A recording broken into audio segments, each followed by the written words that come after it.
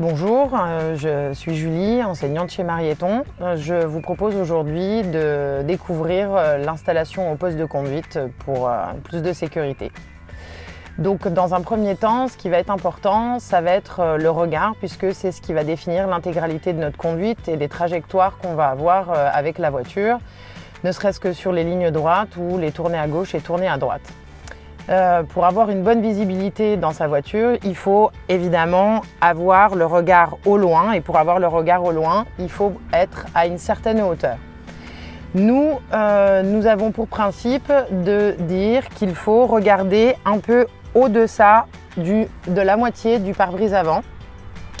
Donc de ce fait, dans certains véhicules, vous avez la possibilité de monter le siège avec une poignée qui se trouve sur la gauche, et donc de tirer dessus pour pouvoir monter le siège. Donc ainsi, pouvoir prendre la visibilité au loin. Donc nous commençons par la hauteur. Ensuite, dans une deuxième partie, il va s'agir de régler la profondeur de son siège. Cette profondeur se règle par rapport à une seule et unique pédale, qui sera la pédale d'embrayage, puisque c'est la pédale qu'on va enfoncer le plus fort possible dès qu'on en aura besoin. Ainsi donc, il faudra rapprocher son siège de telle sorte que notre pied appuie sur la pédale jusqu'au fond et que nous puissions ainsi avoir la jambe ni trop tendue ni trop fléchie. Ainsi, lorsque nous relèverons notre embrayage pour pouvoir démarrer, nous pourrons laisser le talon glisser sur le sol et remonter tranquillement son embrayage, et lorsque nous devrons enfoncer la pédale d'embrayage, enfoncer avec la force de la cuisse et non le mollet. Une fois que donc nous avons réglé la hauteur, que nous avons réglé la profondeur de notre siège, il va falloir régler donc le dossier et l'appui-tête. Le dossier devra être réglé de telle sorte que nous soyons ni trop droit ni trop allongés, puisque nous devons garder la visibilité sur la route, mais également être quand même confortablement installés. Il faut partir du principe que nous allons faire un certain nombre de kilomètres et que être mal installé au niveau du dos crée des engourdissements, de la fatigue et devient désagréable pour le conducteur. Ainsi donc, avec la molette qui se trouve également sur la gauche, vers l'arrière ou vers l'avant pour le mettre plus droit ou plus allongé. Au niveau du dossier, nous allons aussi le régler de telle sorte que nous puissions avoir une position de conduite au niveau du volant avec des bras qui seront fléchis, ni trop près, ni trop loin, car les bras droits ou les bras trop fléchis seront aussi une position trop fatigante pour le conducteur.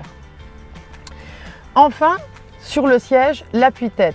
L'appui-tête qui doit être réglé de telle sorte que lorsque nous touchons le haut de notre crâne, nous touchions aussi le haut de l'appui-tête, puisque c'est ce qui va récupérer notre tête lorsque nous aurons des accidents.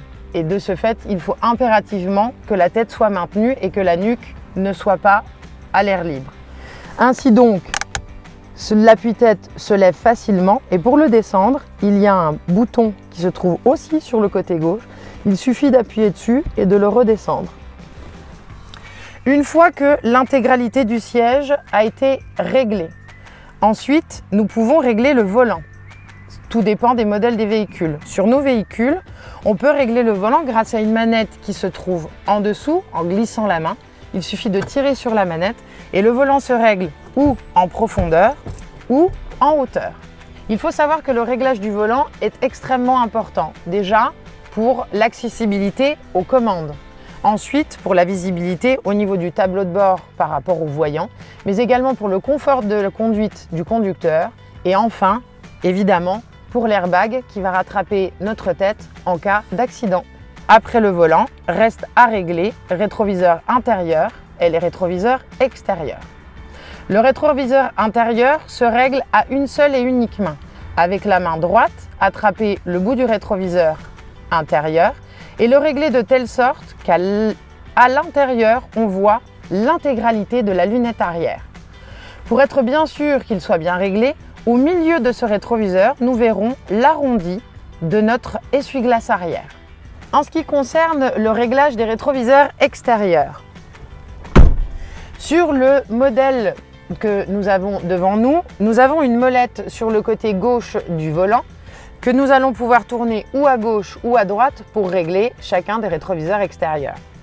Si je le tourne à gauche, ensuite, il suffira simplement que je le bouge de haut en bas et de gauche vers la droite pour pouvoir le régler. Ainsi, pour pouvoir avoir une bonne visibilité à l'intérieur de notre rétroviseur extérieur, il va falloir que je le règle de telle sorte qu'en position de conduite, c'est-à-dire bien assis correctement dans mon siège, je vois dans l'angle ici une partie de ma carrosserie et dans l'intégralité du reste du rétroviseur, l'environnement qui m'entoure. Ainsi donc, de cette manière, je pourrai avoir une visibilité sur le placement de mon véhicule sur la route et l'intégralité de l'environnement qui m'entoure, à savoir les autres usagers, les usagers vulnérables comme les piétons, les deux roues, scooters ou motos, mais également aussi avoir une visibilité sur un éventuel dépassement déjà en train de se faire avant que moi-même je me déplace. Pour conclure, nous allons parler du positionnement des pieds face aux pédales. Évidemment, le pied gauche face à l'embrayage et sur le repose-pied lorsque nous n'en avons pas besoin.